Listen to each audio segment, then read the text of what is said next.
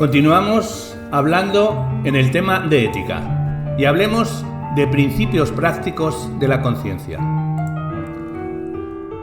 La conciencia es una realidad de experiencia. Todos los hombres juzgan al actuar si lo que hacen está bien o está mal. Este conocimiento intelectual de nuestros propios actos es la conciencia. Es innegable que la inteligencia humana tiene un conocimiento de lo que con toda propiedad puede llamarse los primeros principios del actuar. Hay que hacer el bien y evitar el mal. No podemos hacer a los demás lo que no queremos que nos hagan a nosotros. Iluminada por estos principios de la ley natural, ecos de la voz de Dios, la inteligencia juzga sobre los actos concretos. El acto de la conciencia es, por tanto, el juicio en que esos principios primeros o los deducidos de ellos se aplican a las acciones concretas. Un ejemplo. Se me presenta la oportunidad de asistir a un espectáculo inconveniente, que hay un precepto divino que manda la pureza del alma, la conciencia juzga y habla interiormente y dice, no debes ir, porque eso es contrario a un principio divino. La conciencia no es una potencia más unida a la inteligencia y a la voluntad. Se puede decir que es la misma inteligencia cuando juzga la moralidad de una acción. La base de ese juicio son los principios morales innatos a la naturaleza humana, ya mencionados al hablar del contenido de la ley natural. El principio de doble efecto es un principio de razonamiento práctico, que sirve para determinar la licitud o ilicitud de una acción que produce o puede producir dos efectos, de los cuales uno es bueno y el otro es malo. La idea principal que subyace al principio de un doble efecto es que una persona no es igualmente responsable por todos los efectos malos que se siguen de su acción, sino que existe una diferencia fundamental entre aquellos que intenta y aquellos que solo prevé o debe prever. También puede ser denominado como principio de no imputabilidad del mal indirecto producido por un acto voluntario directo. Hablemos de la ley moral. Ha quedado dicho que un acto determinado es bueno o es malo si su objeto, su finalidad y sus circunstancias son buenos o malos. De ordinario, sin embargo, viene de inmediato a la cabeza la pregunta buenos o malos. ¿Pero en relación a qué? ¿Cuál es la norma o el criterio para señalar la bondad o la malicia de un acto? Y con la pregunta surge también la respuesta, la ley moral, que es la que regula y mide los actos humanos en orden a su fin último. Por ley moral se entiende un conjunto de preceptos que Dios ha promulgado para que, con su cumplimiento, la criatura racional alcance su fin último sobrenatural. Hablemos de ley eterna. La corriente filosófica de intelectualismo entiende por ley eterna la ordenación de todo lo que existe en la naturaleza. Es decir, que incluye bajo estos términos tanto las leyes de la naturaleza como las leyes de conducta, tanto las leyes científicas como las leyes humanas. Es el gobierno de todas las criaturas existentes. Esta ley eterna, según Santo Tomás, tiene las siguientes características. 1. Es común a todas las criaturas, es decir, hay una ley eterna para el mundo, para los planetas, para la realidad microscópica, rige esta ley única. 2. Es indeleble, o sea, no se puede prescindir de ella. Y 3. Inmutable, o sea que no cambia. Santo Tomás establece una diferenciación entre los primeros principios, que se caracterizan por ser evidentes para todas las personas, y los secundarios, que requieren de mayores conocimientos, y son las relaciones humanas las que enriquecen el actuar del hombre y le otorgan mayores posibilidades, porque ello es lo que el hombre naturalmente se asocia. Un primer principio aplicado a las leyes naturales es lo que se llama el principio de no contradicción, que nos indica que una cosa no puede ser y no ser al mismo tiempo. Aplicado al derecho, uno no puede ser dueño y acreedor al mismo tiempo. Esos principios se complementan con otros principios que son secundarios, como por ejemplo que las personas buscan maximizar sus beneficios y minimizar sus costos, o las personas buscan dedicar el menor tiempo posible para comprar una cosa. La ley natural, según Santo Tomás de Aquino, no es otra cosa que la luz de la inteligencia infundida en nosotros por Dios. Gracias a ella conocemos lo que se debe hacer y lo que se debe evitar. Dios ha donado esta luz y esta ley en la creación. Se le llama ley natural, porque todo ser humano está sujeto a ella, ya que contiene solo los deberes que son derivados de la misma naturaleza humana y porque su esencia puede ser captada por la luz de la razón, sin ayuda sobrenatural. Sabemos, por ejemplo, que la ley natural, que el adulterio, el aborto y el robo son males porque podemos razonar que violan derechos humanos fundamentales.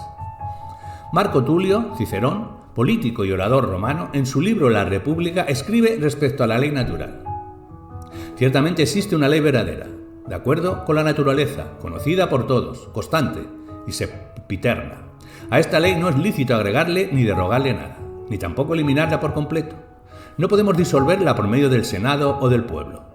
Tampoco hay que buscar otro comentador o intérprete de ella. No existe una ley en Roma y otra en Atenas, una ahora y otra en el porvenir, sino una misma ley, eterna e inmutable, sujeta a toda la humanidad en todo tiempo. Hablemos de ley positiva. Esta es una ley elaborada y codificada, lex scripta, por una autoridad legítima. Dios para la ley positiva revelada, un legislador o una asamblea legislativa para la ley positiva humana. La ley positiva revelada consiste en prescripciones formuladas en la Biblia o de ley natural o de obligaciones diversas. Estas últimas son de orden ceremonial, cultural y sociojudicial en el Antiguo Testamento y relativas a los sacramentos, a la evangelización y a la vida de la Iglesia en el Nuevo Testamento. La ley positiva humana, o simplemente ley humana, puede darse en un nivel estrictamente ético o en un nivel civil y jurídico. En el plano ético consiste en determinadas prescriptivas de la ley natural por parte de una autoridad moral en orden al bien natural o sobrenatural de las personas. De este tipo son las leyes morales enunciadas por el magisterio del Papa y de los obispos, así como las promulgaciones de los derechos del hombre y de sus particulares determinaciones por obra de asambleas legislativas y su recepción en las cartas constitucionales del Estado. En el plano civil jurídico, la ley positiva humana consiste en codificaciones legales, en orden al bien común, o sea, a la vida social armoniosa por parte de una autoridad social y política. También aquí puede tratarse de prescripciones de normas de ley natural, como por ejemplo las leyes que prohíben el robo, o de obligaciones diversas, como por ejemplo el tiempo establecido para que prescriba un trato. Esta última distinción tiene unos contornos poco definidos, ya que se dan interconexiones entre unas leyes y otras. Las leyes humanas estrictamente morales que miran el bien ético simplemente mandan todo lo bueno y prohíben todo lo malo. Las leyes civiles jurídicas que miran al bien común mandan el bien y prohíben el mal relativos a la vida social. Tienen como tales una importancia ética más limitada y no exhaustiva de las exigencias del bien moral. Luego, derecho es el orden normativo e institucional de la conducta humana, en sociedades inspirado en postulados de justicia y certeza jurídica, cuya base son las relaciones sociales que determinan su contenido y carácter en un lugar y momento dado. En otras palabras, es un sistema de normas que regula la convivencia social y permite resolver los conflictos de intereses de relevancia jurídica. A lo largo de la historia, juristas, filósofos, teóricos del derecho han propuesto definiciones alternativas y distintas teorías jurídicas sin que exista hasta la actualidad consenso sobre su definición. El concepto del derecho es estudiado por la filosofía del derecho. Y el derecho objetivo, que este es el conjunto de leyes, reglamentos de carácter permanente y obligatorio creadas por el Estado para la conservación del orden social. Esto es, teniendo en cuenta la validez, es decir, si se ha llevado a cabo el procedimiento adecuado para su creación, independientemente de su eficacia, y de su ideal axiológico, se busca concretar un valor como la justicia, la paz, el orden, etc. Hablemos de elementos del derecho. El derecho y las normas jurídicas. El derecho, como concepto, como ramas, las fuentes del derecho, las fuentes formales del derecho, la prelación o jerarquía de las fuentes, las normas jurídicas, concepto, caracteres, origen, vigencia y clases. Del derecho civil, la personalidad jurídica, y del derecho civil también obligaciones y contratos. Del derecho civil, de los derechos reales. Los derechos reales, el concepto y sus diferencias con los derechos de crédito, derecho mercantil, derecho administrativo, actuaciones ante las administraciones públicas, derecho fiscal, figuras importantes. Hablemos del deber. El deber supone una obligación frente a otra parte que por el contrario tiene un derecho. El deber puede adoptar diferentes formas de obligaciones de acuerdo al ámbito con el cual esté relacionado, bien sea moral, jurídico, tributario, financiero, social, por citar solo algunos de ellos. En la mayoría de los casos, el incumplimiento del deber recae en una sanción, multa o castigo para la persona que poseía la obligación, y de acuerdo a la magnitud del deber no cumplido, será la magnitud de esas consecuencias. El deber moral es aquel que está ligado a los comportamientos o actitudes humanas respecto de la escala de valores y antivalores. Es una especie de presión que la razón ejerce por sobre la voluntad. Por más que yo quiera hacer esto, debo hacer esto otro, porque la obligación moral me lo exige. La obligación moral representa la acción basada en valores positivos y correctos por sobre la acción humana basada en antivalores esencialmente negativos e incorrectos. Los deberes morales y los deberes jurídicos. Los deberes morales. Estos son obligaciones morales que revisten aspectos religiosos o de comportamiento imperativo de orden social según la mentalidad y creencia de cada uno. Al campo jurídico llegan indirectamente por liberalidades que se convierten en consuetudinarias y que se hacen exigibles. El derecho los consagrará como jurídicos en la medida en que sean necesarios el orden social. Y los deberes jurídicos, estos son, para Dourado de Guzmán, son comportamientos obligatorios, impuestos por una norma legal, por un contrato o un tratado, a una persona a favor de otra que tiene la facultad de exigir su cumplimiento cuando no son observados de modo espontáneo. Definición de sanción. El vocablo latino, santio, llegó a nuestro idioma como sanción. El concepto refiere a un castigo que se aplica a la persona que viola una norma o una regla. Por ejemplo, la FIFA analiza la sanción que le impondrá al delantero por su acto de indisciplina, sanción millonaria para una empresa que contaminó un lago en la Patagonia. La directora de la escuela decidió que no habrá sanción para los alumnos que realizaron la protesta. Una sanción puede obedecer a la violación del reglamento interno de una entidad. De este modo, un deportista que tiene un comportamiento inadecuado puede ser sancionado por la asociación o federación que regula la práctica del deporte en cuestión.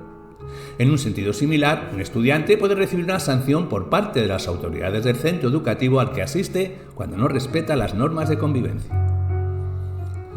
Hablemos de la vida moral. La perfección del hombre es triple. En primer lugar, por tener una naturaleza racional que hace que sus facultades tengan un alcance universal hacia la verdad y el bien, y que sea distinto de las naturalezas vivientes infrahumanas como los animales y las plantas. También es perfecto, en segundo lugar, por ser persona. La perfección personal es superior a la de la naturaleza, que tiene una cierta variación en los individuos e implica cambios en el transcurso temporal de la vida humana.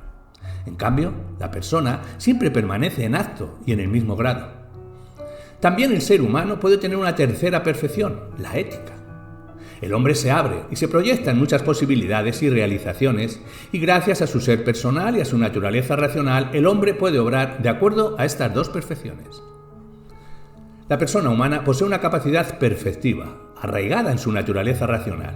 Por esta naturaleza está proyectada hacia la verdad y hacia el bien. En esas dos proyecciones se desarrolla su humanidad y personalidad. El error y el mal no humanizan, sino que deshumanizan o degradan. La realización de la verdad y del bien le ayudan a vivir según lo que es, no así el error y el mal. La dimensión operativa de la persona tiene, por tanto, una importancia extraordinaria. En el orden de la realidad, la perfección personal, basada en lo sustancial, goza de prioridad sobre la perfección ética, que es accidental. Y lo mismo podría decirse respecto de la naturaleza humana, que es un constitutivo de la persona. Hablemos de nociones elementales en la ética. Para Aristóteles, el orden moral o el del obrar es el que se orienta al fin último de toda la vida humana. La consideración de fines no últimos o particulares pertenece, por el contrario, al orden técnico o del hacer. La ética trata de orientar la acción no solo para lograr alguna meta particular, sino considerando toda la realidad. Orienta el logro de la realización integral del ser humano, iluminando el ámbito entero de su ser, su naturaleza y sus fines, y con ello, como la otra cara de una misma moneda, el logro de sus legítimas aspiraciones.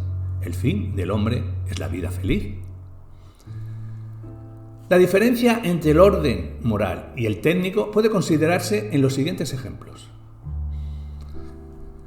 Realizar una serie de intervenciones quirúrgicas podría ser un medio eficaz para alargarle la vida a una persona. Esta es la dimensión técnica o poietécnica del asunto.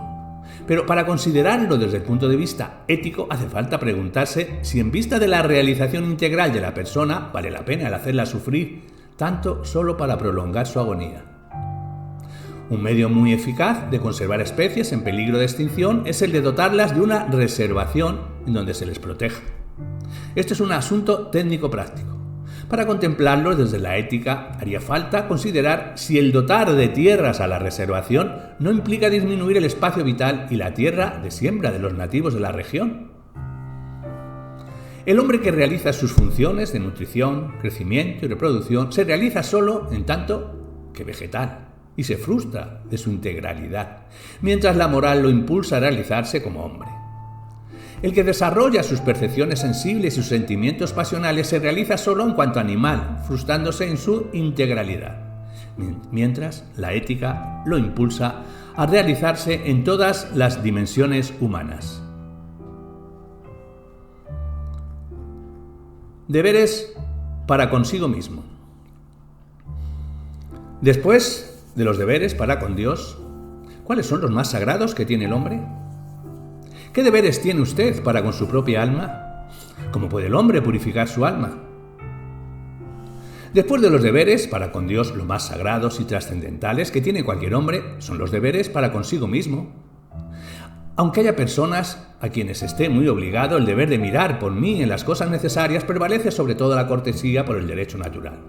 Tengo un alma que salvar, tengo un cuerpo que conservar sano y decente, y he sido llamado por Dios a una vocación altísima a la que debo corresponder, todo lo cual engendra una serie de deberes para conmigo mismo.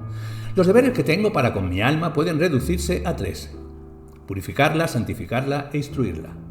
No será deber el conservarla porque es inmortal. Ahora que, habiendo sido elevada por la misericordia de Dios al estado de gracia santificante, puedo fácilmente perder esa vida sobrenatural por el pecado, y el conservar esa vida de la gracia es el primero y más grave de mis deberes, porque como dijo el mismo Jesucristo, ¿de qué aprovecha al hombre ganar todo el mundo si pierde su alma? Para justificar las almas redimidas con el bautismo de sus caídas y reatos de pecado establecido nuestro divino Salvador, el sacramento de la penitencia, y a él debo acudir siempre que tenga la desgracia de caer en falta grave. Así como cuando doy con mi cuerpo en tierra y me enlodo, sería una grosería lamentable permanecer mucho tiempo sucio y presentarme de ese modo en sociedad, así también sería una falta y una temeridad muy grave dilatar por largo tiempo la purificación de mi alma, y llegaría a ser horrendo sacrilegio el acercarme en pecado a recibir al Señor. El suicidio directo o el indirecto es una decisión tan antigua como el hombre mismo. El primero está expresado por los gestos suicidas, los intentos de suicidio y el suicidio consumado. El segundo implica la participación generalmente de modo repetido en actividades peligrosas, sin que en apariencia exista una intención consciente de acortar la vida. Esto incluye el abuso del alcohol, de las drogas, del tabaco, las comidas, el descuido de la salud, la automutilación, el conducir un vehículo de modo temerario y el comportamiento delictivo. Actualmente, el suicidio es el centro de intensas investigaciones, tanto por las dimensiones trágicas reveladas por los datos estadísticos de las últimas décadas, como por los métodos escogidos por las personas para suicidarse. Cabe señalar que los métodos más utilizados para cometer el acto suicida son el ahorcamiento en primer lugar, seguido por el envenenamiento, el lanzamiento al vacío, la utilización de armas de fuego y las armas blancas. Entre los principales motivos del suicidio se destacan los amorosos, depresivos, económicos y familiares. Según los últimos datos de la Organización Mundial de la Salud, más de 1 millón de personas se suicidan cada año en el mundo. Esas estadísticas indican que el 30% de las muertes ocurren entre estudiantes universitarios, un 10% está representado por personas entre 25 y 34 años. Las tasas de suicidio son mayores en las áreas urbanas, en personas con experiencias traumáticas en su niñez, así como las que están sometidas a un continuo estrés.